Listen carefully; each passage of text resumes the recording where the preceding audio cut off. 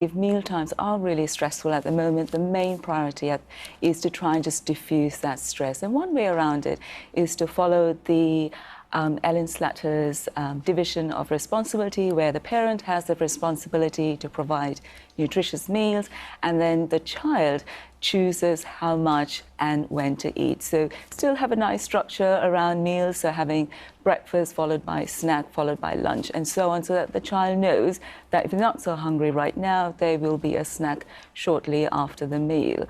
But trust your child, know that if they're not so hungry at that particular meal, that's okay.